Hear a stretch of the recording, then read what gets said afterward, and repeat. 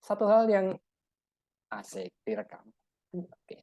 Satu hal yang Mbak Ika agak lebih adalah bahwa saya turut berperan di dalam pembuatan buku ini. Enggak, teman-teman. Sejujurnya ketika naskah itu udah sampai di saya, itu buku itu udah hampir selesai ya Mbak Ika ya. Udah 90% tinggal dipermak dikit-dikit gitu. Seringkali saya ketika terima naskah dari teman-teman yang ingin dibantu editing, ada beberapa naskah yang membuat saya mati kutu. Dalam artian naskah itu udah bagus sebetulnya, gitu, udah bagus. Sementara kalau saya nggak ngapa-ngapain, saya dikira makan gaji buta. Nah itu kan kacaunya kan di situ ya. Buku itu udah aku terima, naskahnya udah saya terima, tapi bukunya udah bagus. Gitu. Nah beruntung banget ketika itu Mbak Ika berkenan untuk mentoring ya selama 1 bulan. Jadi naskah yang sudah dibuat, kemudian kami bedah bareng, gitu, kami bedah bareng, terus kemudian seperti biasa ketika sebuah buku itu dibuat, pertanyaan yang paling awal adalah siapa sih pembaca buku ini, gitu ya. Siapa sih pembaca buku ini, dan akhirnya kita diskusi sampai ketemu ya, oh ternyata pembacanya ini. Kemudian kita tentukan pembaca ini dari level pendidikan apa, gitu ya, apakah SMA ke bawah atau sudah pendidikan perguruan tinggi, gitu. Sampai kemudian dari situ kita bisa tahu bahwa gaya tutur yang pas adalah yang seperti ini, gitu ya. Sempat ada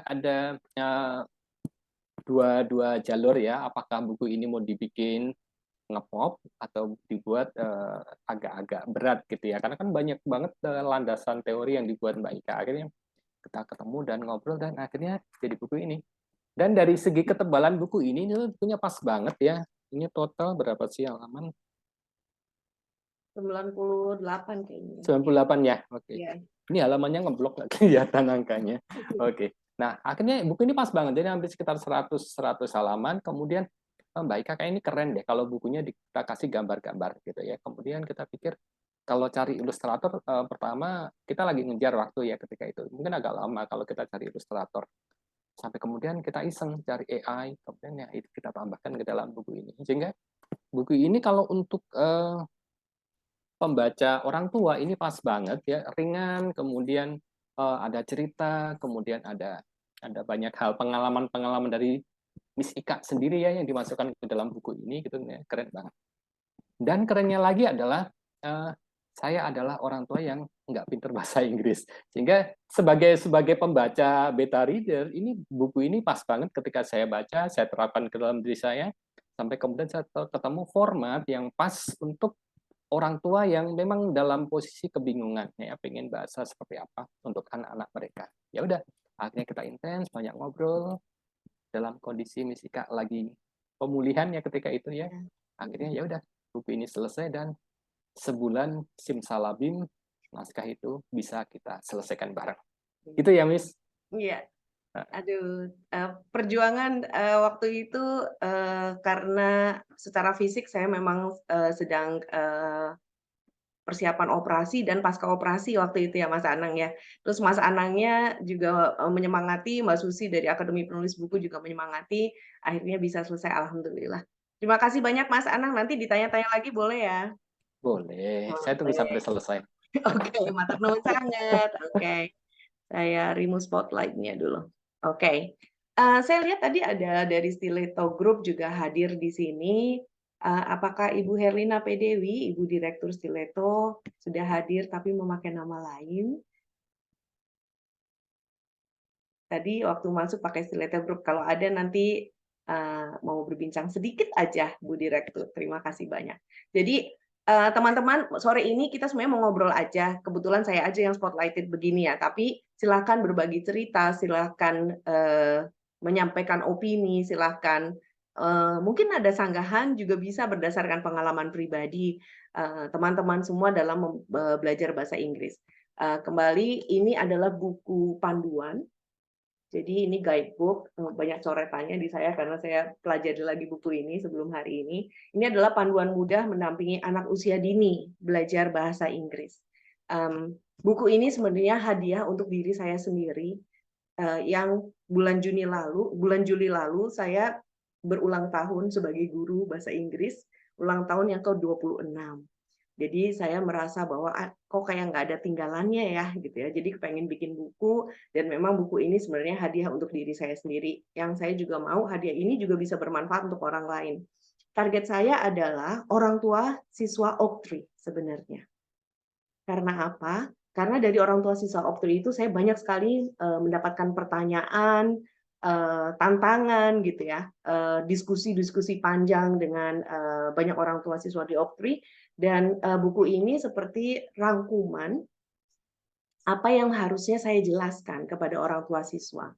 Tapi dalam prosesnya, begitu saya menuliskan hal-hal itu, saya merasa bahwa kenapa hanya untuk orang tua Oak aja ya? Akhirnya saya perluas skopnya menjadi orang tua di Indonesia. Jadi ini persembahan saya untuk diri saya sendiri dan persembahan saya untuk semua orang tua hebat di Indonesia yang mau belajar, yang mau terus belajar. Agak sedih sebenarnya ketika saya menerbitkan buku ini, animo orang tua siswa justru rendah sekali.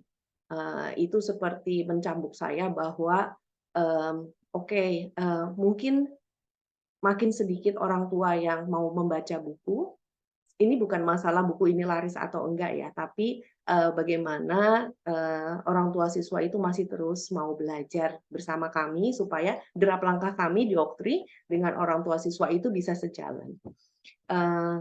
Ini juga bisa dipakai oleh guru-guru di sekolah, guru-guru PAUD untuk lebih bisa bergembira dalam proses mereka mendampingi anak didiknya belajar bahasa asing, baik itu bahasa Inggris maupun bahasa lain. Kalau ini saya khususkan memang untuk bahasa Inggris. Kebetulan sekali Oktri berulang tahun yang ke-18 besok, jadi ini emang dipas-pasin bikin acara ini, online workshop untuk memperingati ulang tahun Oktri juga. Dan saya sebenarnya pengen ketemu teman-teman, saya pengen ketemu sahabat-sahabat saya pengen ketemu orang tua siswa Oktri supaya saya bisa menyerap energi positif dari teman-teman dan peserta semuanya. Sekali lagi terima kasih sudah hadir, ada 29 peserta sekarang, alhamdulillah. Jadi yang hadir, saya yakini yang hadir sore ini di sini adalah teman-teman yang masih mau terus belajar bersama-sama dan berproses dengan bahagia. Apa sih isi buku ini, Bapak Ibu? Jadi bisa dibantu dengan slide ya, Mr. Ardi.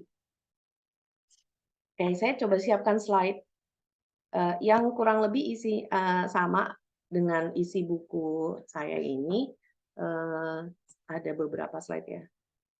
Saya remove spotlight dulu ya. Mr. Ardi bisa share screen-nya? Oke, thank you. Jadi buku ini sengaja saya buat tipis, tidak tebal-tebal karena itu tadi daya orang tua untuk membaca di waktu sibuk mereka, lalu juga supaya tidak terlalu mahal. Jadi ketika berdiskusi dengan tim Stiletto, penerbit buku ini, kira-kira mau dikasih harga berapa ya? Itu saya kasih harga yang menurut saya affordable, yang bisa terjangkau oleh orang tua siswa. Supaya apa manfaatnya bisa ke banyak orang gitu ya. Ini saya coba siapkan slide sederhana, Bapak Ibu. Ini anakku bingung bahasa, sekali lagi ada question mark di belakangnya karena itu bukan statement tapi sebuah pertanyaan yang menjadi judul, yang menjadi rohnya buku ini. Next slide, Mr. Adi. Bisa di, oke, thank you. Jadi isinya adalah pros and cons, ini kurang S, mohon maaf. Pros and cons, lalu nanti kita akan coba melihat kembali perkembangan dan keterampilan bahasa anak usia dini, lalu prinsip pembelajaran bahasa Inggris terutama, lalu apakah speech delay itu dan bagaimana, apa benar ketika mempelajari bahasa asing itu bisa mengakibatkan speech delay atau keterlambatan berbicara. Lalu apakah ada yang disebut bingung bahasa atau gagap bahasa? Saya coba sentuh sedikit tentang cara kerja otak. Saya guru bahasa Inggris yang suka belajar tentang psikologi dan juga tentang bagaimana otak itu bekerja. Jadi semua yang saya coba susun di buku ini adalah hasil belajar, hasil observasi, hasil pengalaman pribadi sebagai ibu dari 3 anak remaja yang sekarang mereka bisa berbahasa Inggris dengan fasih. Lalu ada faktor penghambat. Tadinya nomor 6 ini saya agak ragu-ragu menampilkan di presentasi saya, tapi nggak apa-apa deh kita coba kulitilah apa itu faktor penghambat anak kita dalam belajar bahasa. Sekali lagi presentasi saya ini bukan untuk memaksa orang tua siswa untuk setuju dengan apa yang saya yakini, tidak memaksa orang tua untuk memilih apakah anaknya harus belajar bahasa Inggris di usia dini. Tujuan saya adalah kita sama-sama membuka pikiran kita, apa sih plus minusnya. Jadi kalau mau memutuskan sesuatu, kita juga harus tahu background knowledge-nya. Jadi harus tahu di balik itu apa sih ilmunya gitu. Jadi ketika memilih, kita memang sudah memilih yang tepat untuk kita sendiri. Gitu. Next slide, please. Oke, ini beberapa anggapan ya, beberapa statement pros yang pro dengan pembelajaran bahasa Inggris anak usia dini. Bahwa anak kenapa harus belajar sejak dini supaya fasih pronunciation-nya. Dan katanya kalau belajar bahasa Inggris sejak dini itu anak jadi lebih cerdas. Dan pembelajaran bahasa Inggris itu perlu kedisiplinan. Itu kubu yang pro ya dari pembelajaran bahasa Inggris usia dini. Selain yang pro, kita lebih banyak punya yang cons, yang kontra. Itu 3 items, di sini saya kumpulkan ada 5 items. Bahwa cukup di sekolah, tidak perlu ada tambahan karena toh itu belajar bahasa asing. Lalu anak itu harus belajar bahasa Indonesia dulu, baru bisa supaya bisa mengungkapkan dulu perasaannya, supaya bisa mengungkapkan keinginannya gitu. Jadi sebaiknya belajar bahasa Indonesia dulu, baru setelah bisa melakukan itu, baru anak-anak dikenalkan dengan bahasa asing. Ada juga yang anak jika dijejali dengan berbagai bahasa akan mengalami bingung bahasa yang berakibat speech delay. Ini saya mempelajari beberapa buku tentang speech delay. Saya menonton YouTube beberapa pakar tumbuh kembang anak. Ada seorang profesor dari UI itu pintar sekali, Profesor Hadianto. Dia itu nanti saya kasih link YouTube-nya ya. Bagus sekali penjelasannya tentang speech delay ini. Speech delay ini adalah bahasa Inggris dari keterlambatan bicara sebenarnya. Tapi karena bahasanya dalam bahasa Inggris, speech delay itu seperti suatu momok ya, suatu penyakit gitu ya. Padahal ini hanya cuma simptom aja, seperti gejala gitu ya. Nanti kita perdalam lagi tentang speech delay ini. Lalu mempelajari bahasa Inggris terlalu dini akan melunturkan rasa nasionalismenya. Gaung ini tuh sering sekali diungkapkan ketika tanggal 28 Oktober. Padahal kaitannya apa ya belajar bahasa Inggris terlalu dini dengan melunturkan rasa nasionalismenya. Nanti kita bahas sedikit ya. Oke, terus orang tua harus fasih dulu berbahasa Inggris agar bisa mengajarkan bahasa Inggris ke anaknya. Ada justification ya, ada pembenaran bahwa oh ya anak saya nggak bisa bahasa Inggris karena saya juga nggak bisa ngajarinnya karena saya juga nggak bisa bahasa Inggris. Terus lanjutannya, makanya saya masukin Optri gitu ya, biasanya begitu. Tapi apakah benar bahwa orang tuanya harus fasih berbahasa Inggris supaya bisa mengajarkan anaknya bahasa Inggris di rumah ya? Selanjutnya, Mr. Ardi. Teman-teman kalau terlalu cepat atau apa, tolong saya diinterrupt ya. Terima kasih. Ada pakar English Language Development, namanya Adam Bax. Dia itu orang yang menurut saya berjasa sekali membuat saya paham tentang bilingualism, tentang dwibahasa, tentang hambatan-hambatannya dan strateginya. Adam Bax ini saya beli bukunya, saya ikut ada forum-forumnya Adam Bax. Itu dia tinggal di Jepang, menikah dengan orang Jepang, dia sendiri orang Kanada. Lalu ada websitenya judulnya Bilingual Monkeys, Raising Bilingual Children, Bilingual Monkeys. Jadi dia menyebut dirinya itu zookeeper gitu ya, si penjaga kebun binatang gitu. Lucu, websitenya bagus.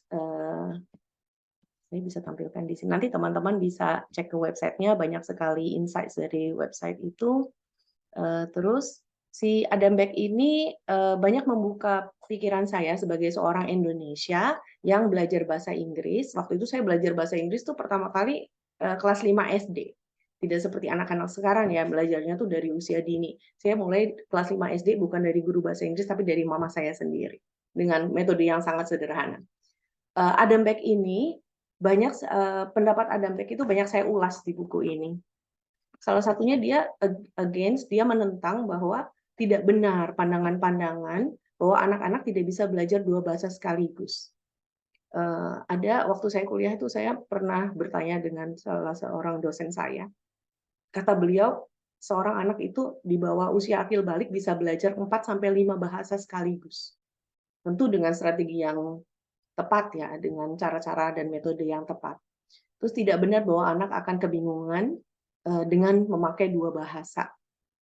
Dan bahasa itu akan menghambat perkembangan bahasa pertamanya dia. Kalau kita orang Indonesia berarti akan menghambat bahasa Indonesia kita. Lalu anak-anak harus belajar bahasa Inggris atau bahasa asing itu dari program formal. Ini beberapa poin dari Adam Beck yang dia coba rangkum dari orang tua yang banyak berdiskusi dengan Adam Beck. Dia coba rangkum bahwa ini pandangan yang salah. Yang saya sendiri juga merasa bahwa oh ya saya setuju dengan Adam Beck, ini pandangan yang salah. Mr. Adi? Oke. Ini ada linknya ya, saya ambil poster ini dari ini tentang tahap perkembangan bahasa anak. Seringkali orang tua itu panik ketika anaknya tidak bisa mengucapkan kata dengan benar. Padahal memang ada tahapan-tahapannya ketika seorang anak itu mulai memproduksi bahasa. Ini dari umur 3 bulan gitu ya, yang baru kuing, o, a, u gitu ya. Jadi baru suara-suara itu yang meaningless, tidak ada artinya, tapi itu adalah dia mulai berkomunikasi dan menandakan bahwa speech organ-nya, organ-organ berbicaranya itu bisa bekerja dengan baik ketika dia bisa kuing. Lalu baba, biasanya yang paling gampang tuh yang bilabial sounds. Jadi suara yang dihasilkan oleh dua bibir, atas dan bawah.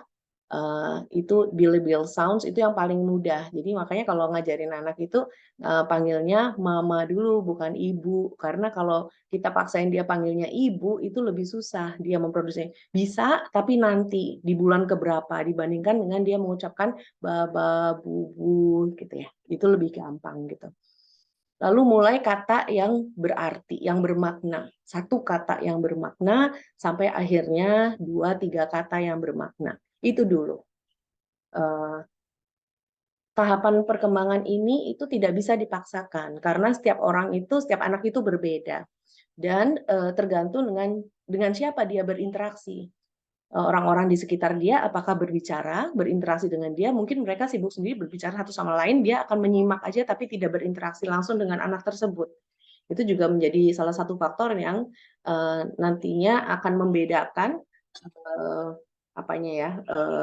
tahapan anak tersebut dibandingkan dengan anak yang terus berinteraksi dengan orang-orang sekitarnya dia gitu. Selanjutnya Mr. Ardi. Kalau kita paham tentang tahapan perkembangan bahasa anak ini, kita jadi bisa lebih bersabar. Oh ya, belum waktunya.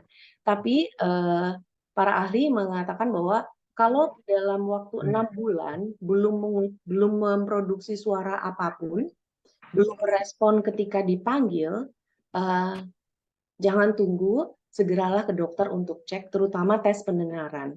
Nanti kita bahas tentang gangguan-gangguan itu apa aja pada saat speech delay. Jadi yang perlu kita ketahui. Oke. Mas Indra ya. Selamat datang Mas Indra dari SIP Publishing. Terima kasih sudah hadir. Oke, saya lanjutkan ya Mas.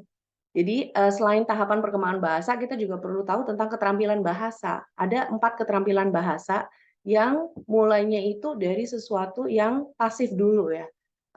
Listening, mendengarkan. Setelah dia mendengarkan, lalu dia berproses untuk mulai berbicara ketika organ-organ berbicaranya sudah siap. Setelah listening, speaking, lalu reading, writing. Ini tahapannya harus berurutan seperti itu. Jadi tidak bisa anak dipaksakan harus tiba-tiba sudah bisa baca atau tulis. Anak itu baru mendengarkan dulu, setelah cukup dan dia siap, dia baru berbicara. Ini tidak boleh tidak berurutan ya. Jadi di kelas pun kami melakukan hal itu karena kami memahami tahapan tentang keterampilan bahasa, language acquisition-nya seperti apa. Jadi harus listening dulu, kita perbanyak listening-nya dulu. Setelah dia cukup, dia bisa mendengarkan, dia menyimak dengan baik, dia paham dengan audio, dengan paham apa yang dia dengar, lalu dia mulai berbicara. Reading itu setelah tahapan berapa ratus jam gitu ya, listening and speaking, baru kita kasih reading. Kalau dia memang sudah bisa membaca. Kalau belum bisa membaca, bantu dia dengan hal-hal belum bukan sesuatu yang wajib di usia dini itu harus membaca dan menulis. Saya termasuk yang golongan yang tidak memaksakan anak saya bisa baca tulis. Jadi ketika anak saya itu kelas 1 SD, mereka belum bisa baca tulis. Ditegur oleh gurunya dan mau dikembalikan ke TK, itu saya marah karena saya bilang kami tidak pernah memaksakan, saya tidak pernah memaksakan anak saya bisa baca tulis. Tapi memang ada tuntutan sekolah waktu itu seperti harus bisa membaca dan menulis gitu ya. Jika kita sebagai orang tua maupun guru paham tentang tahapan keterampilan bahasa ini, kita akan lebih bersabar mendampingi anak-anak kita maupun siswa kita. Di keterampilan bahasa ini terbagi dua, ada yang disebut receptive skill, ada yang disebut productive skill. Yang receptive itu hanya menerima. Listening, reading itu tidak ada production, jadi hanya menerima, receptive. Yang kedua adalah productive skill. Berbicara dan menulis, speaking and writing, anak-anak kita harus memproduksi bahasa itu. Jadi receptive skills dan productive skill. Ini semuanya, keempat keterampilan ini disebut macro skills, keterampilan utama ya. Ada yang disebut micro, yang lebih kecil, micro skills. Kalau macro skills ini secara general begini, ada 4. Kalau micro skills itu misalnya pronunciation, fluency, intonation, itu masuk dalam micro skills. Selanjutnya, Mr. Ardi. Oke, ini tadi ya, receptive skills adalah menerima, keterampilan untuk menerima dan memahami, lalu productive skills. Tidak boleh terbalik, nggak mungkin dia produktif dulu sebelum dia menguasai receptive skills. Lalu macro skills dulu, baru micro skills. Ini mirip-mirip ya ngomongnya ya. Tadi saya belajar dulu nih, macro dengan micro. Oke, thank you, Mr. Adi. Selanjutnya. Oke, apa sih prinsip-prinsip pembelajaran bahasa Inggris supaya apa yang kalau kita memilih nih, oke, sekarang gimana kalau memang kita itu memilih mau mengajarkan bahasa Inggris ke anak usia dini, anak-anak di rumah. Saya coba rangkum begini, ada sosiokultural. Jadi anak itu baru bisa paham ketika bahasa dipakai dalam konteks sosial. Artinya bahasa itu harus dipakai untuk berbicara, untuk berkomunikasi, bukan dihafalkan. Karena kalau hanya menghafal, itu tidak dalam konteksnya dia, dalam fungsi bahasanya ya. Jadi bahasa itu adalah alat penting untuk berkomunikasi. Jadi ketika belajar bahasa Inggris atau bahasa apapun itu, bahasa itu harus dipakai untuk interaksi, untuk berkomunikasi dengan sekitarnya. Lalu ada yang disebut direct method. Kami di Oktri menggunakan direct method karena menurut saya waktu itu saya mau pakai direct method. Direct method ini adalah menggunakan bahasa Inggris sebagai bahasa pengantarnya langsung. Jadi 100% dalam bahasa Inggris, tidak ada metode translation, tidak ada metode terjemahan atau dicampur-campur bahasanya. Kami yakini bahwa ini adalah metode yang sangat efektif karena anak itu mendapatkan paparan bahasa yang banyak sekali gitu ya dalam interaksi itu. Metode ini disebut juga natural approach karena sama dengan metode seorang ibu yang berbicara, berkomunikasi dengan bayinya. Bayi itu kan ketika lahir nggak langsung bicara ya, jadi dia kan listening dulu, dia mendengar dulu suara ibunya. Bahkan dari umur 6 bulan, dalam kandungan tuh bayi sudah bisa mendengar suara ibunya dan membedakan mana yang suara ibunya yang biasa dia dengar, mana yang bukan. Dan natural approach ini berlangsung secara alami. Jadi dia mendengar dulu, lalu dia nantinya bisa menirukan, bukan create ya. Jadi dia baru parroting, baru imitating. Sebanyak yang dia dengarkan itu juga yang dia akan keluarkan. Jadi secara alami begitu. Jadi listening baru speaking dulu. Itu dan menggunakan bahasa itu langsung. Direct method itu. Yang ketiga adalah communicative approach. Ini pendekatan komunikatif mirip-mirip dengan sosiokultural. Jadi anak secara aktif menggunakan kemampuannya, walaupun bertahap ya, tapi dia secara aktif menggunakan kemampuannya, pemahamannya akan bahasa asing itu dalam kesehariannya, dalam komunikasi kesehariannya. Mr. Ardi, berikutnya. Oke. Itu tadi yang prinsip-prinsip, terus pengen tahu ya speech delay itu apa sih sebenarnya, kenapa kok sering banget dikambing hitamkan sebagai faktor yang membuat anak tidak bisa yang ditakuti oleh orang tua karena bisa membuat apa yang menjadi kambing hitam ketika anak belajar bahasa. Speech delay itu sebenarnya kan hanya keterlambatan berbicara. Ini untuk kasus-kasus tertentu memang, mohon maaf, memang secara klinis mungkin berbeda ya, tapi ini secara general. Speech delay itu sebenarnya bisa disebabkan oleh gangguan pendengaran. Jadi dari lahir mungkin ada gangguan dalam tumbuh kembangnya, lalu gimana cara tesnya? Tesnya itu pada saat si bayi umur 6 bulan, coba panggil dia itu dari belakang. Panggil namanya itu dari belakang. Kalau dia tidak menoleh atau tidak bereaksi, berarti ada masalah, ada gangguan dengan pendengarannya. Segeralah ke dokter. Dokter itu punya perangkat tes yang banyak sekali untuk menentukan apakah anak ada gangguan pendengaran atau tidak. Kalau pendengarannya tidak terganggu, tidak ada gangguan sama sekali, lalu ke gangguan mulut. Misalnya kan ada ya beberapa anak itu ngomongnya kebalik-balik katanya, atau tidak jelas, atau cadel. Itu kan masalah artikulasi. Kalau itu adalah gangguan mulut, jadi dari otot-otot di sekitar mulutnya ataupun di lidahnya. Ada yang namanya tight tongue, jadi kayak pengikat lidah gitu ya. Itu untuk beberapa kasus ekstrim, itu dianggap sebagai penyebab anak tidak bisa berbicara, lalu dioperasi dan dipotong. Itu kayak otot gitu ya di lidah kita. Padahal harusnya itu harus ada serangkaian serangkaian tes dulu yang harus dilakukan sebelum melakukan itu. Jadi tadi gangguan pendengaran, yang kedua adalah gangguan mulut, ini secara fisik ya. Lalu yang ketiga adalah anak bisa mengalami speech delay kalau ada gangguan otak. Mungkin pada saat tumbuh kembangnya, pada saat pada saat ibunya hamil. Kalau ini mohon maaf memang IQ-nya rendah, jadi tidak bisa bicara, tapi tidak bisa memahami. Karena cara ngetesnya seperti apa? Kita ada TPR namanya Total Physical Response. Mungkin dia tidak bisa merespons secara verbal, tapi misalnya, coba mama minta kuenya. Nah, dia paham tentang hal itu, lalu dia kasih kue. Nah, itu berarti dia tidak ada masalah dengan daya pikirnya dia atau daya memahaminya dia. Dia hanya bermasalah mengalami keterlambatan berbicara. Ada warning dari dokter memang, jika pada usia 16 bulan belum mengucapkan satu kata pun, tidak perlu ditunda, segera ke dokter. Nanti dokter itu segera akan melakukan beberapa rangkaian tes. Saya bukan terapis, saya bukan dokter tumbuh kembang. Saya mendapatkan ini dari buku-buku, video-video, dan diskusi dengan beberapa teman yang memahami tentang speech delay dan tumbuh kembang anak. Silakan, Mr. Ardi.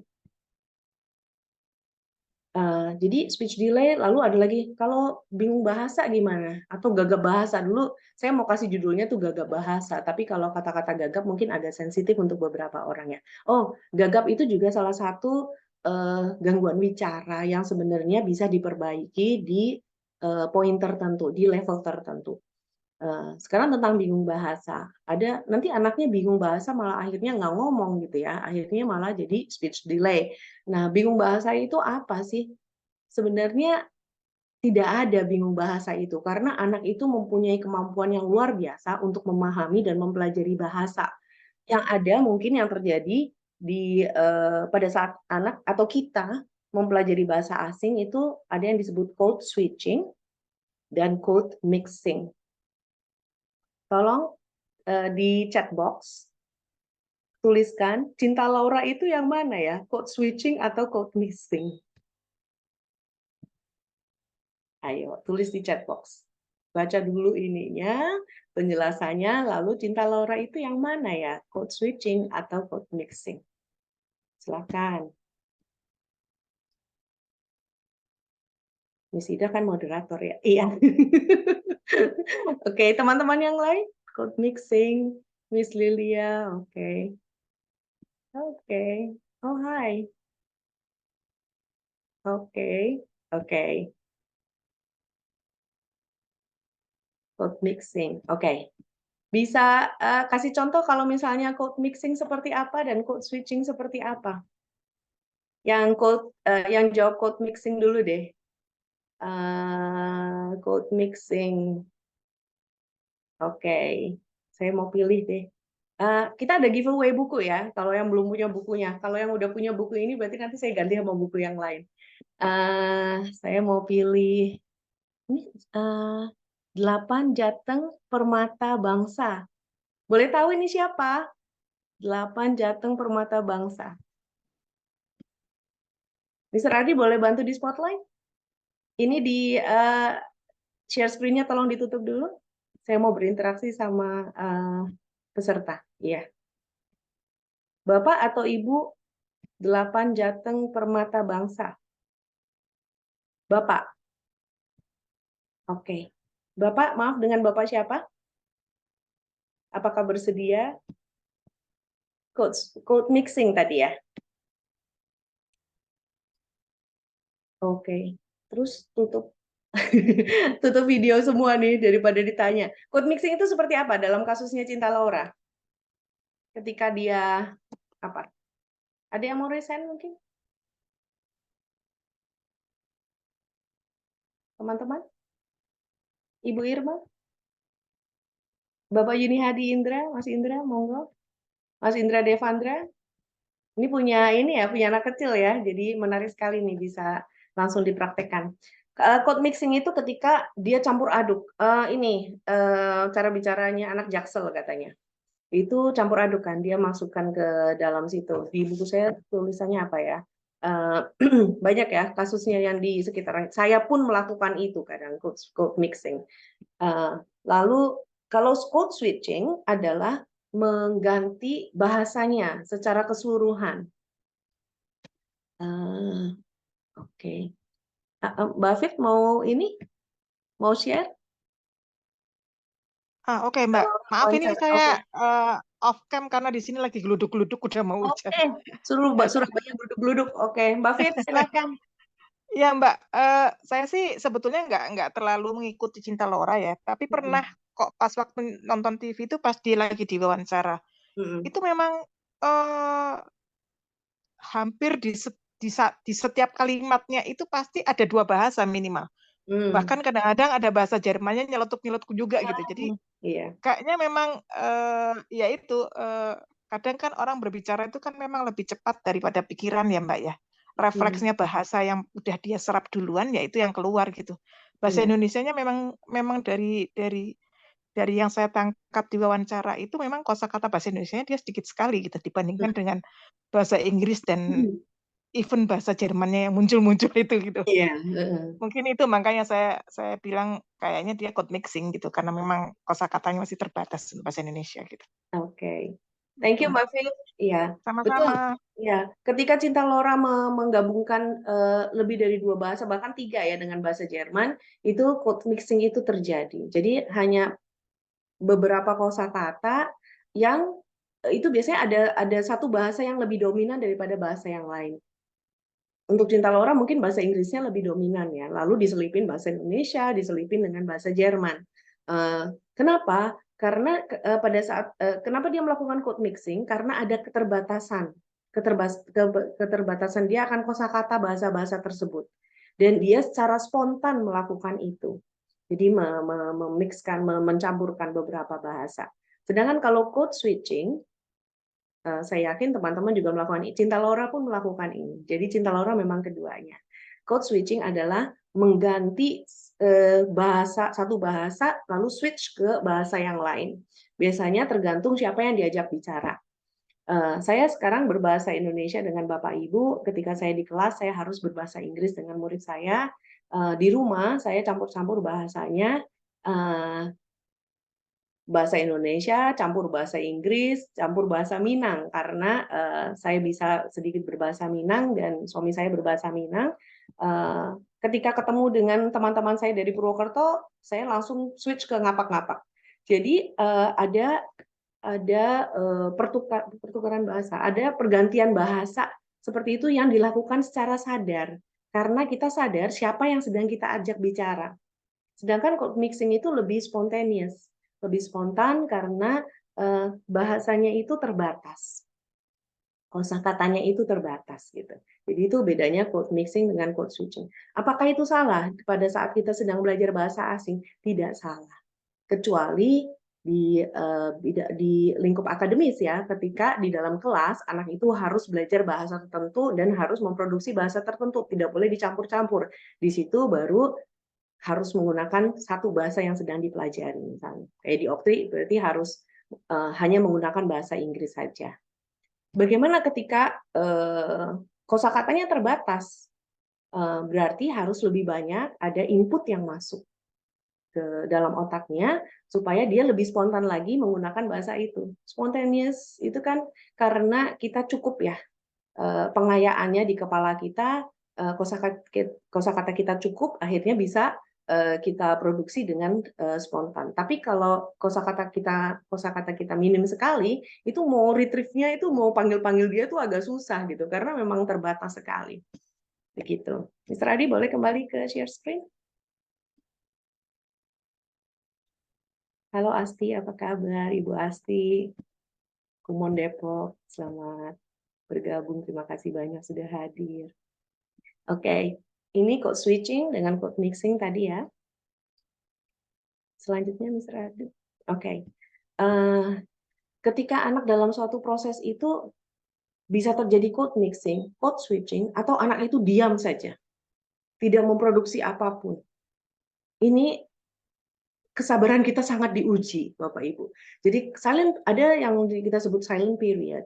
Ini ketika anak hanya melihat, mendengar, mengamati, sepertinya tidak bisa menggunakan bahasa itu ya, padahal dia itu sedang dalam proses silent period. Kalau kita memahami bahwa oh ya dalam proses menguasai suatu bahasa itu tetap ada, kita pun mengalami ini, ada periode yang disebut silent period. Jadi tidak memproduksi bahasa sama sekali. Kita tahu kalau dia paham ketika mimik mukanya berubah, ketika dia melakukan gerakan tertentu sesuai dengan perintah kita. Itu di silent period itu terjadi seperti itu. Tapi secara verbal, dia belum siap untuk memproduksi bahasa tersebut. Nggak apa-apa. Namanya prosesnya memang harus natural approach tadi, harus sealami mungkin, senatural mungkin, supaya anaknya juga tidak merasa terbebani bahwa ini suatu proses yang aku harus bisa. Karena toh dia punya kemampuan. Nanti kita bicara tentang cara kerja otak ya. Jadi silent period ini bisa berapa lama? Tergantung input yang dia dapatkan. Semakin dia terpapar dengan bahasa asing yang sedang dipelajari, semakin singkat silent period-nya. Tapi kalau dia mendapatkan apa ya, kalau dia kurang paparannya itu silent period-nya bisa panjang sekali. Silent period ini nanti juga berkaitan dengan affective filter namanya, suatu pagar psikologis yang menghambat perkembangan bahasanya. Selanjutnya Mr. Ardi. Oke. Jadi pada saat silent period itu anak-anak bisa merespon dengan secara fisik.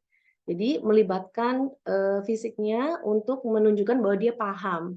Ini kan gampang ya, bisa kita lakukan di rumah. Tidak perlu yang susah-susah, tidak perlu yang kompleks kalimatnya. Sit down, open the door, open the book, be quiet, listen to me misalnya. Tapi ketika kita menyuruh mereka, jangan lupa untuk menggerakkan juga. Jadi kita juga menggerakkan anggota tubuh kita, tangan kita, untuk mempraktekkan itu. Misalnya, sit down.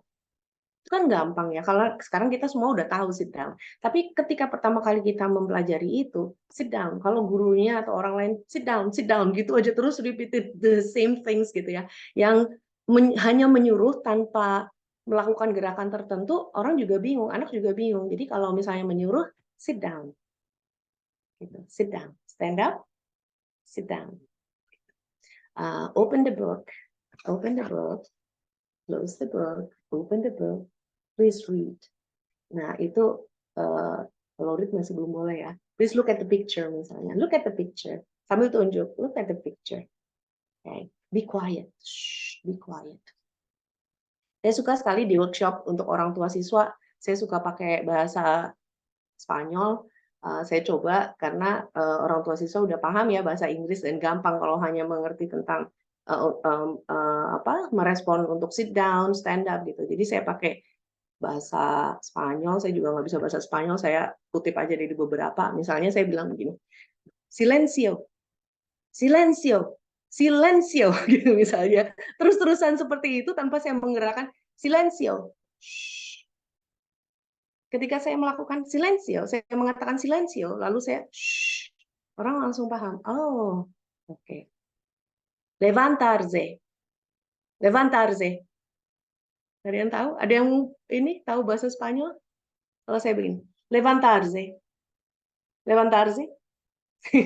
Langsung, oh stand up, oke. Itu seperti itu Bapak Ibu. Jadi ketika kita tahu, oh ya ada silent period, dan kita mau tetap proses itu tidak berhenti, lalu kita masukkan TPR, Total Physical Response, nggak apa-apa, ini agak panjang, nggak apa-apa, di kelas pun kita melakukan ini, dan efektif sekali, dan anak-anak senang, karena kan anak-anak masih suka bergerak ya, jadi harus aktif, dan dia itu engage, terlibat dalam proses pembelajaran tersebut dengan olah tubuhnya. Gitu. Berikutnya, Mr. Ardi. Oke, ini yang jadi semua itu berkaitan dengan cara kerja otak pasti. Saya suka sekali bukan mengajari ya, memberikan informasi ini karena masing-masing dari kita itu dapat anugerah yang disebut LAD dari Sang Pencipta, dari Allah, dari Allah kita mendapatkan satu katakanlah chip gitu ya di otak kita yang disebutnya LAD, Language Acquisition Device. Ini teori ini waktu itu yang mengungkapkan adalah Noam Chomsky tahun 60-an gitu ya. Bahwa masing-masing dari kita tuh dikasih perangkat yang sama loh ketika lahir, ada mekanisme bawaan dalam otak manusia yang memungkinkan kita untuk mempelajari bahasa apapun itu. Dan itu ada menetap di otak kita gitu. Jadi bedanya apa? Kenapa ada yang bisa bahasa Inggris, ada yang tidak bisa bahasa Inggris? Yang bisa bahasa Inggris, LAD-nya itu diolah dengan comprehensible input namanya. Dikasih paparan bahasa, lalu dipraktekkan. Yang tidak bisa bahasa Inggris atau bahasa, saya nggak bisa bahasa Mandarin. Papa saya Chinese, tapi saya nggak bisa bahasa Mandarin. Karena tidak ada input itu. Saya hanya dengar-dengar sedikit bahasa ngitung uang gitu ya misalnya, tapi tidak mendapatkan paparan bahasa Mandarin. LAD-nya ada, tapi LAD saya dipakai untuk bahasa Indonesia, untuk bahasa Inggris gitu ya. Tapi kita masing-masing dari kita mendapatkan perangkat yang sama. Artinya potensi kita sama untuk mempelajari bahasa. Tinggal mau diolah kemana nih gitu. Bahasa apa yang mau kita pelajari gitu. Tapi dengan meyakini bahwa oh ya kita sama-sama loh mendapatkan tools yang sama gitu di otak kita. Dan anak-anak kita masing-masing mendapatkan tool yang sama. Artinya kita punya kesempatan, kita punya potensi yang sama untuk mempelajari bahasa asing. Jadi saya tidak mempercayai bahwa oh ya habis dia bakat bahasa. Saya suka gimana ya gitu. Kalau ada yang ngomongnya oh ya emang dia berbakat sih gitu. Menurut saya bakat itu hanya 5%. Selebihnya itu adalah input, dia belajar, dia mempraktekkan itu, dia terus berlatih gitu ya. Jadi ini yang saya yakini ya. Jadi ada LAD di otak kita. Dan kalau kita yakin bahwa oh ya masing-masing anak ada. Jadi artinya semua anak bisa mempelajari bahasa asing. Tapi bagaimana mempelajarinya? Otak kita itu senang sekali akan repetition. Otak kita itu senang sekali akan pengulangan. Jadi kalau Bapak Ibu coba lihat lagu anak-anak gitu ya, itu pasti ada kata yang diulang-ulang terus. Atau gambar, games gitu ya. Itu ada sesuatu yang pengulangan. Karena memang di usia tertentu mereka butuh input yang seperti itu, repetition dalam bentuk yang sangat sederhana. Kita pun yang sudah dewasa, ini butuh repetition, mau menghafalkan ayat tertentu misalnya, mau menghafalkan hafalan-hafalan kalau mahasiswa kedokteran misalnya ya, itu harus ada repetition gitu. Katanya minimal 40 kali. Dalam bahasa seperti apa? Bentuk repetitionnya bukan menghafalkan satu dialog gitu selama 40 kali ya, tapi dipakai terus dalam konteks yang alami. Novelty itu apa? Novelty itu selain repetition, otak kita suka sekali hal-hal baru. Jadi kalau kita tahu, oh ya otakku butuh repetition, anakku butuh repetition di otaknya, anakku butuh sesuatu yang baru, jadi kita paham, oh ya ini harus dilakukan. Jadi ada repetition, ada novelty karena LAD itu senang sekali, otaknya itu di chipnya itu dia senang sekali akan repetition dan novelty. Yang berikutnya adalah comprehensible input. Comprehensible input ini adalah masukan-masukan yang comprehensible. Comprehensible itu bisa dipahami. Jangan mengajarkan anak sesuatu yang abstrak. Kalau mau mengajarkan anak-anak itu sesuatu yang konkret dulu, yang dia bisa pegang, dia bisa cium, dia bisa mainkan gitu ya. Misalnya, mengajarkan tentang pensil gitu ya, atau pena gitu. Jangan langsung ke warnanya, karena warna itu sesuatu yang abstrak, tidak bisa dibaui gitu ya. Jadi mulai dulu dari bendanya, buku misalnya, kucing, anjing, binatang-binatang yang dia bisa lihat langsung pergerakannya. Jadi comprehensible input itu salah satunya adalah ajarkan anak-anak sesuatu, beri masukan yang konkret, yang mereka itu bisa alami, mereka bisa rasakan. Gitu. Saya nggak promo buku saya sih sebenarnya, tapi itu ada penjelasan yang lebih rinci. Kalau saya rincikan sekarang nanti kelamaan gitu ya. Iya silahkan Ibu Sisil. Terima kasih sudah bergabung Ibu Sisil dari Purwokerto. Ada Ibu Jenny juga ini dari Purwokerto. Ini teman-teman masa kecil saya. Oke, faktor penghambatnya apa Bapak Ibu?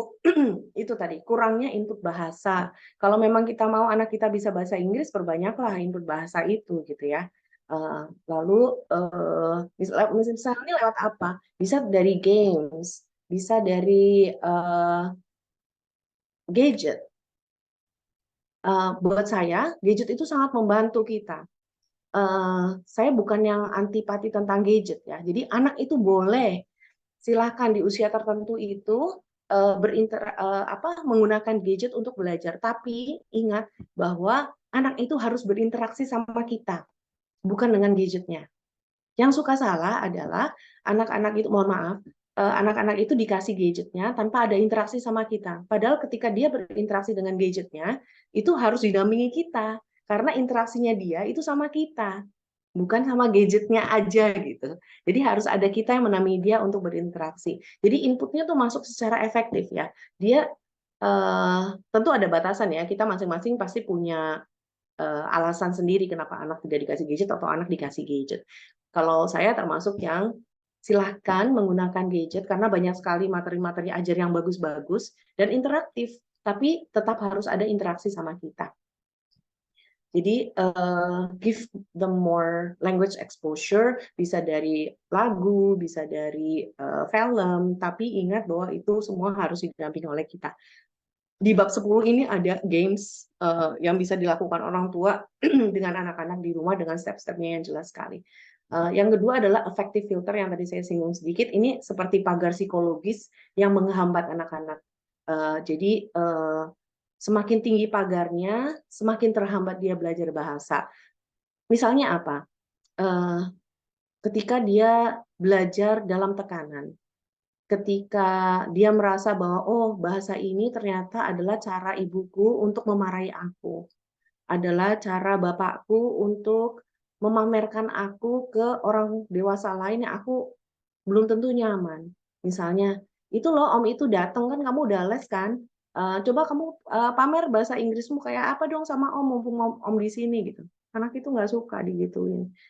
Mau sebisa apapun dia melakukan itu di kelas, pada saat itu effective filternya langsung tinggi sekali.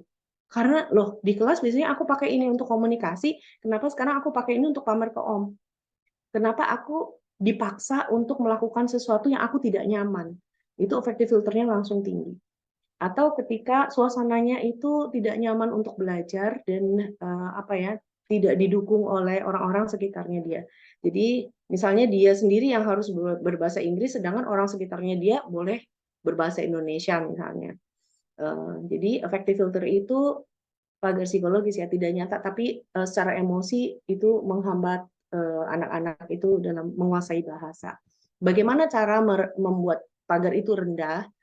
Dengan menciptakan suasana belajar yang menyenangkan, dengan menciptakan suasana belajar yang kondusif, tidak berisik, anaknya juga sudah tenang, tidak boleh lapar, tidak boleh ngantuk, gitu ya. Lalu faktor penghambat lain adalah kurangnya motivasi orang tua. Mohon maaf, saya tahu bahwa Bapak Ibu pasti sudah tahu bahwa bahasa Inggris itu penting dan itu udah seperti attachment ya untuk anak-anak sekarang gitu.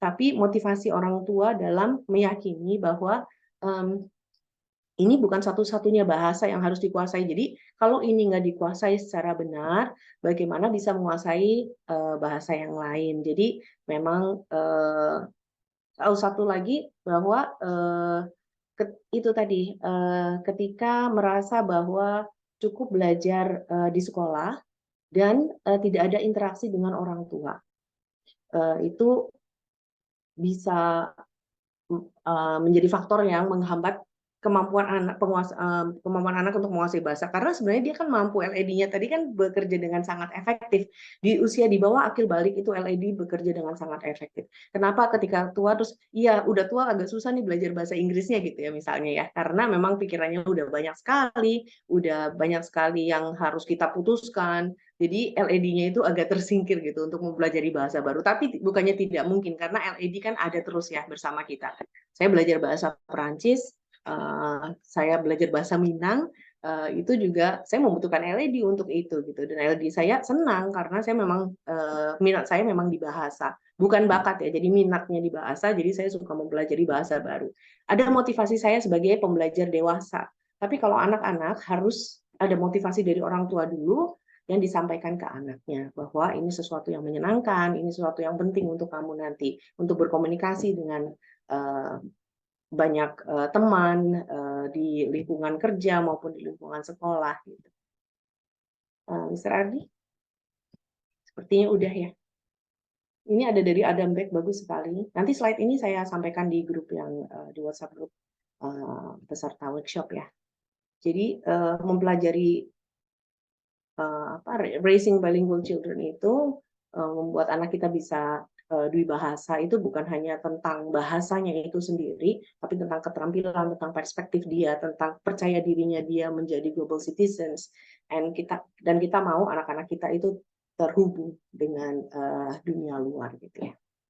Demikian Bapak Ibu, maaf ini lama sekali ya jadinya ya. Jam berapa sekarang Mr. Ardi? Sudah waktunya? Boleh tanya jawab deh sekarang ya. Langsung aja. Saya kembalikan ke Ibu Moderator, silakan. Masih ada 27 peserta, terima kasih sudah menunggu sampai saat ini. Ini remove spotlight dulu ya. Oke.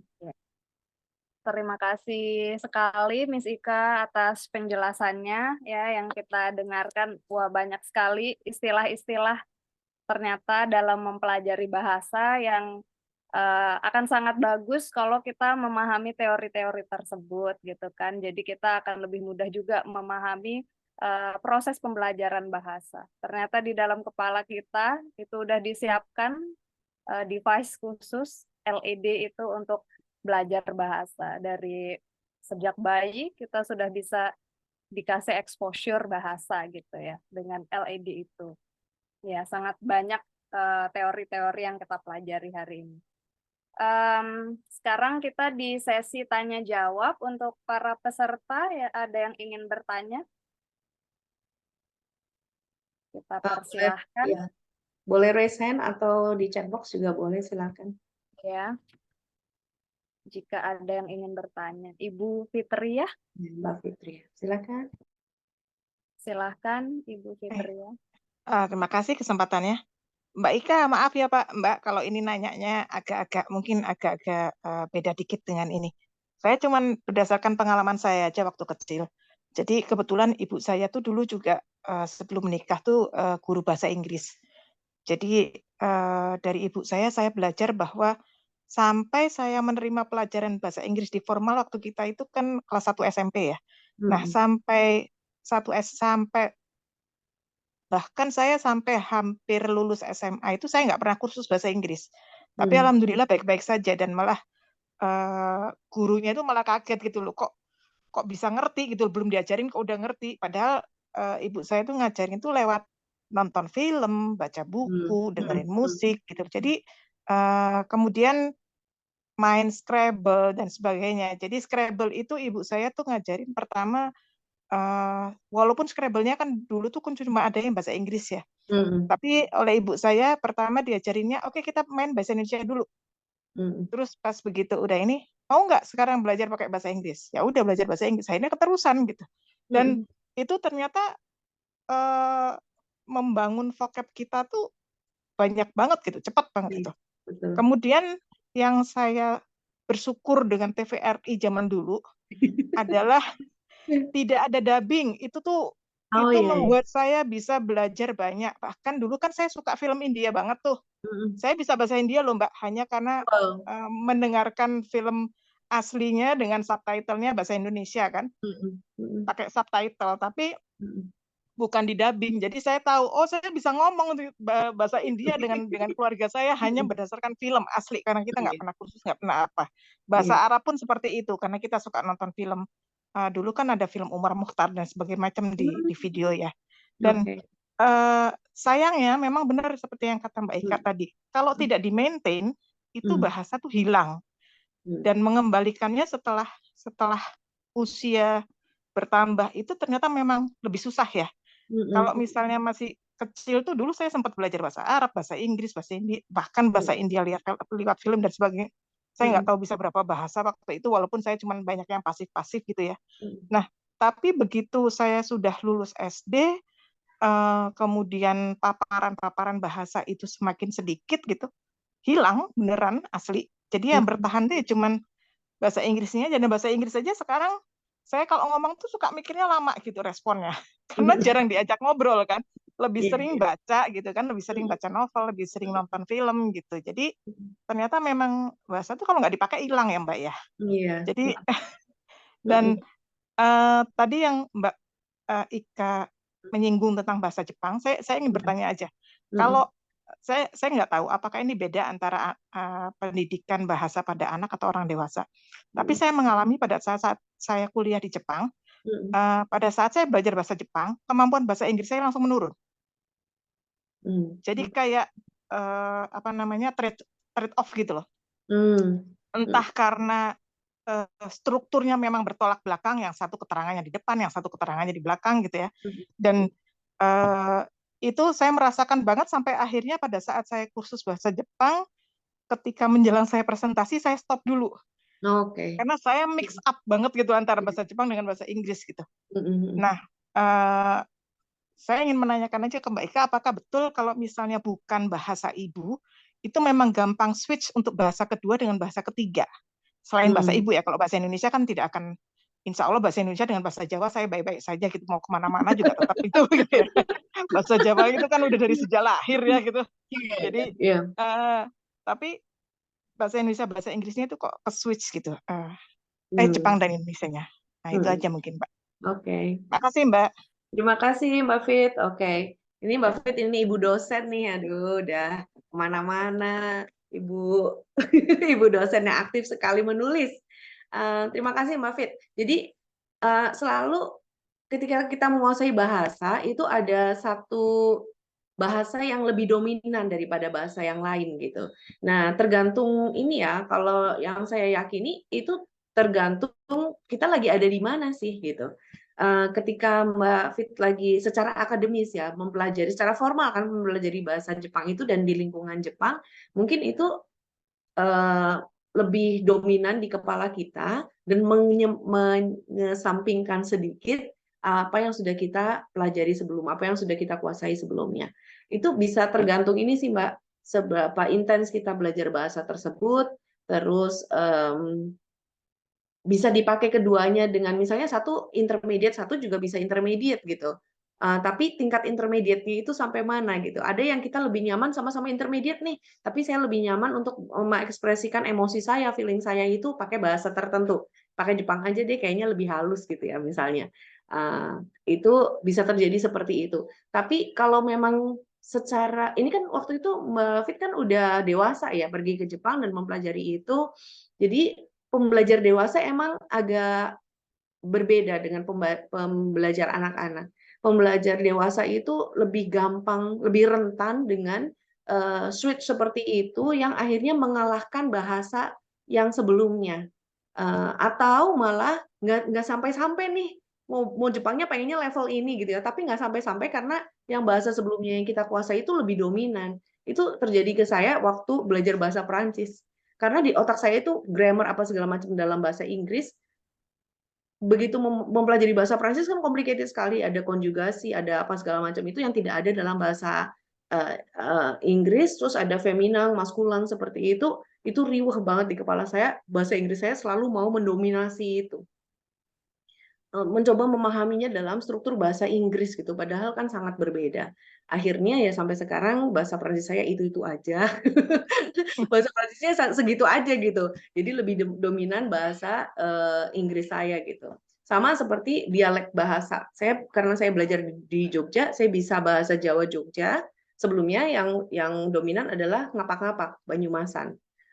Tapi ketika merantau, saya lama sekali tidak menggunakan bahasa itu secara intens, hanya di WhatsApp group, tidak ketemu langsung dengan teman saya. Ketika bertemu langsung dengan teman saya dan harus berbicara ngapak-ngapak, itu kayak agak kaku gitu ya untuk mengucapkan kata-kata tertentu gitu, karena again muscles-nya kita udah nggak terbiasa lagi memproduksi suara itu gitu.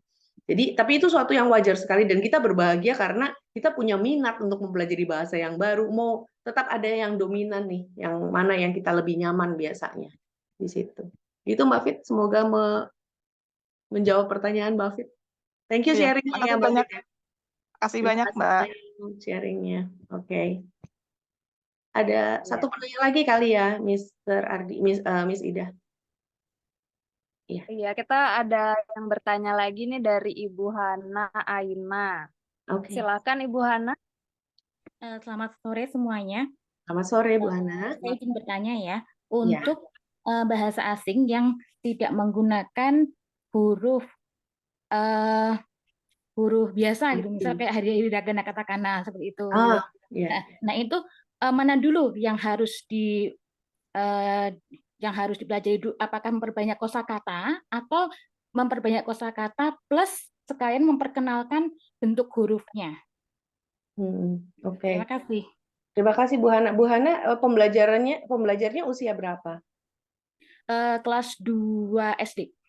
Kelas 2 SD. Jadi ada bahasa-bahasa simbol yang mau menggunakan characters ya, misalnya Chinese characters, Japanese characters, ada bahasa India, bahasa Thailand juga yang menggunakan karakter. Biasanya justru orang lebih mendulukan membaca itu kan dianggap sebagai simbol gitu ya.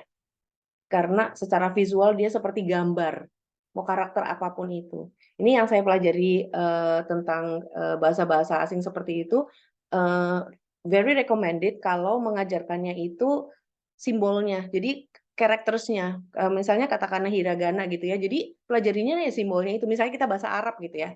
Pelajarinya ya itunya, bukan Latinnya dan suaranya. Jadi itu harus diikuti dengan suaranya. Jadi dapat phonicsnya, dapat symbolsnya dipelajari. Yang susah adalah ketika tidak ikut disuarakan. Hanya tahu tulisannya dan bentuknya seperti apa, tapi tidak disuarakan. Akan lebih efektif jika disuarakan. Itu kan phonics ya, jadi lebih ke bunyi sebenarnya. Latinnya mah nanti nggak apa-apa. Latinnya nanti belakangan nggak apa-apa.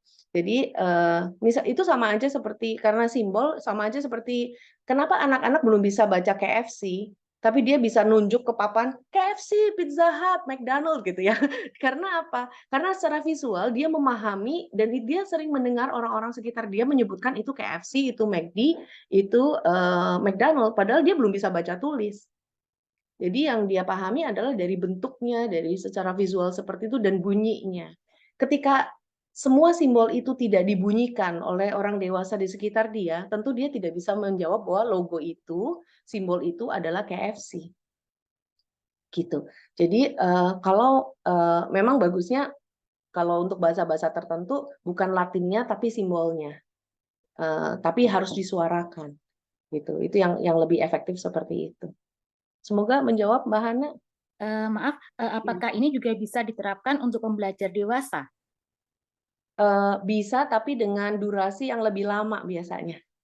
Dengan durasi yang lebih lama, karena itu tadi LED kita sudah tidak se-fleksibel, sudah tidak secanggih waktu kita itu di bawah akil balik. Tapi bukan tidak mungkin, karena LED-nya masih ada, yang penting pengayaan bahasanya seperti apa. Dan itu tadi, repetition. Kalau ada repetition-nya, terus-terusan kita pelajari, misalnya kalau bentuk kan tetap aja jari jemari kita itu harus ikut menuliskan. Ketika jari jemari kita menuliskan simbol-simbol itu akan terekam oleh otak kita dengan lebih cepat dibandingkan kita mengetik ataupun hanya klik-klik-klik gitu ya. Jadi ketika jari kita juga ikut menuliskan, kalau orang Jawa tuh ada hono coroko gitu ya Bu. Jadi misalnya hono coroko tapi sambil dengan tangan kita sendiri dan itu dibunyikan, itu lebih efektif. Bukannya tidak mungkin, tapi mungkin agak lambat. Tergantung kita, misalnya ada target, oh aku harus menguasai bahasa ini dalam waktu 3 bulan. Berarti secara intens itu harus ada repetition terus menerus ya, yang ada intervalnya. Misalnya setelah menguasai ini ada intervalnya, lalu sesuatu yang baru, yang novelty tadi itu. Gitu, Bu Hana. Ibu Hana? Bu Hana. Sudah menjawab pertanyaan Ibu Hana? Oh ya, terima kasih. Oke, terima kasih banyak. Ibu Hana dari Balikpapan, maaf? Saya dari Solo. Oh, dari Solo. Wah, terima kasih sudah bergabung. Ini kita dari berbagai kota ya, Alhamdulillah. Terima kasih banyak Ibu Hana. Oke. Bagaimana Ibu Moderator, Mr. Ardi? Apa mau dilanjutkan? Ini sudah jam 6.03 ya, kalau dari Balikpapan. Bagaimana? Kalau misalnya Bapak Ibu masih ada pertanyaan, nanti kalau yang sudah bergabung di WhatsApp group, nanti bisa dilanjutkan di WhatsApp group. Slides-nya juga nanti akan kami bagikan di WhatsApp group. Jika ada yang berminat membeli buku, nanti juga ada di Oktri Bekasi, Balikpapan, dan Banjarmasin, atau ada di Tokopedia. Ada e-booknya juga nanti ada di Playbook ya. Sudah ada di Playbook. Nanti kalau mau mempelajari lebih dalam tentang buku ini silakan, atau berdiskusi silakan. Demikian Bapak Ibu, terima kasih banyak sudah berbagi cerita, sudah menyimak, sudah berinteraksi dengan kami. Mohon maaf juga banyak kurangnya karena satu buku untuk dijelaskan memang agak susah, tapi saya meyakini bahwa anak-anak Indonesia itu perlu pengayaan lebih banyak lagi secara benar ya. Metodenya harus benar dan konsisten. Jadi kalau kita sudah memilih untuk anak kita harus bisa bahasa Inggris, tentu ada pilihan-pilihan lanjutannya bahwa ini mau bagaimana, hanya dapat di sekolah atau harus dikursuskan, belajar dari mana. Gadget juga banyak sekali, permainan-permainan yang bisa membantu. Tadi Mbak Fit itu dari permainan juga. Saya dulu belajarnya dari puzzle. Dulu komputernya masih yang matrix seperti itu ya. Nah itu banyak sekali yang bisa kita pakai untuk mendampingi anak-anak kita belajar bahasa asing, tapi jangan lupa interaksi yang paling utama adalah interaksi dengan Bapak Ibunya.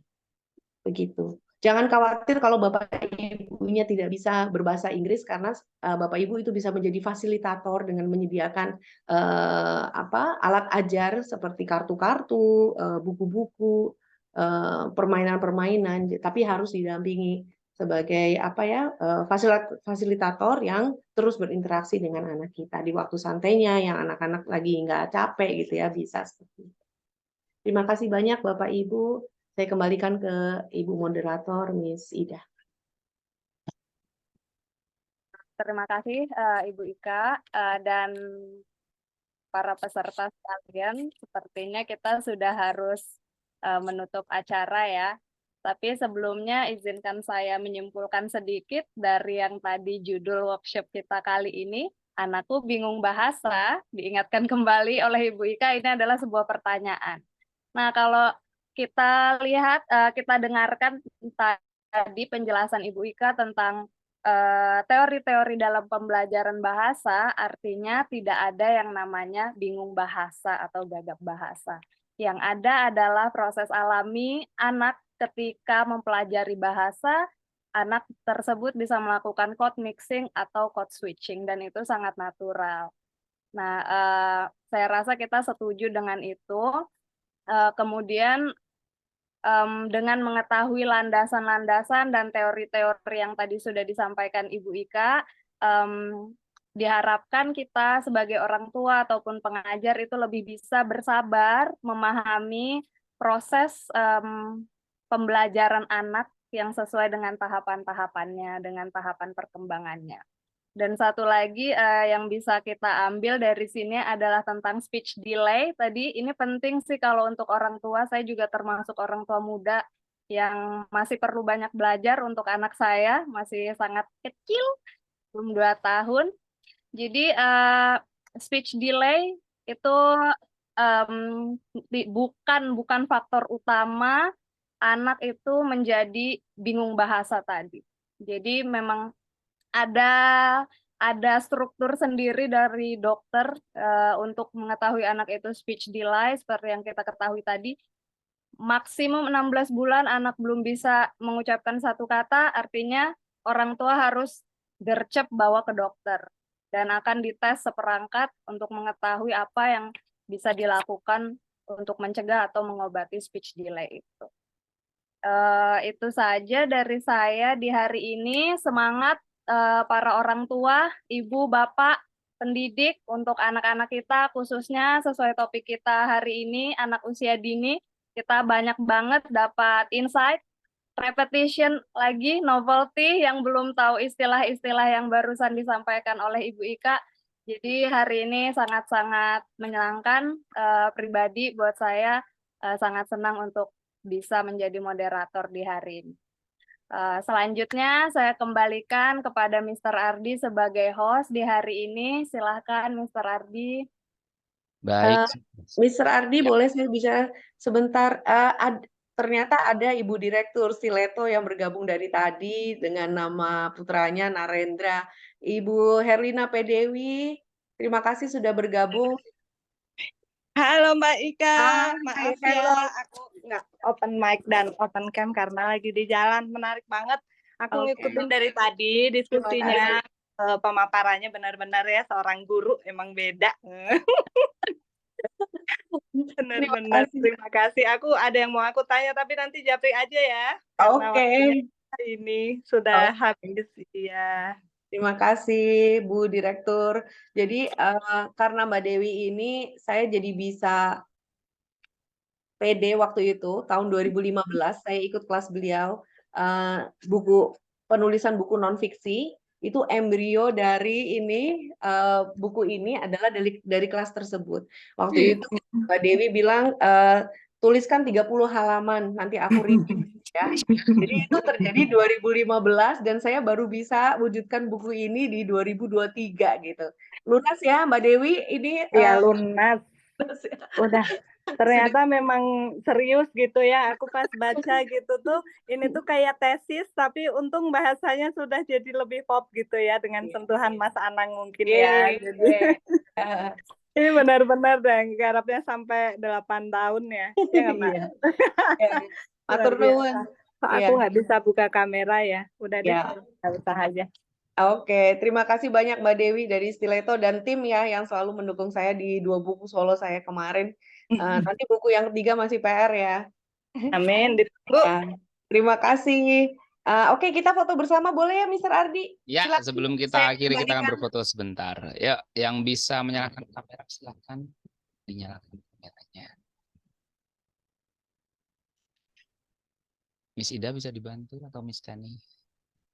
Oke, saya akan hitung 1 sampai 3, diberikan senyum terbaiknya. Yang bisa menyalakan kamera silahkan. Ya, biasanya ada bunyi cekrik gitu ya. 1, 2, 3. 1, 2, 3. Satu lagi, di sini ada 2 slide. Saya akan hitung 1, 2, 3. Iya, terima kasih semuanya sudah hadir. Ya, Mr. Ardi silakan. Ya, terima kasih sudah hadir dan Mr. Ardi, boleh interrupt lagi. Ada Bapak Rudi, suami saya tercinta, bergabung dari mana ada? Jakarta. Ada. Ternyata ada, datang terlambat. Terima kasih banyak Bapak. Emir Rashid, anak bungsu saya juga hadir. Terima kasih banyak. Ada Mega, keponakan saya, sahabat-sahabat saya, ada Irma, ibu dosen dengan Asti. Terima kasih banyak sudah hadir. Teman-teman tim Oktri Bekasi, Banjarmasin dan Balikpapan, terima kasih sudah ada di sini. Ya udah, Mr. Ardi silakan. Baik, sekali lagi terima kasih yang mengucapkan sudah hadir, sudah berdiskusi bersama kami. Semoga ilmu yang kita dapatkan hari ini bisa menjadi berkah di kemudian hari. Demikian kami tutup. Kalau ada pertanyaan lebih, silakan kita berdiskusi lewat WhatsApp. Sekian, terima kasih. Wassalamualaikum warahmatullahi wabarakatuh. Sampai jumpa di lain waktu. Waalaikumsalam warahmatullahi wabarakatuh. Terima kasih semuanya, sukses, selamat ulang tahun. Terima kasih banyak ya. Selamat ulang tahun, birthday Oktri. Thank you Budir. Matur nuwun Budir. Ketemu di Jogja ya Budir. Ya, Oktrinya buka di Jogja. Asik. Langsung dapat investor by Stiletto. Ayo loh. Terima kasih banyak semuanya.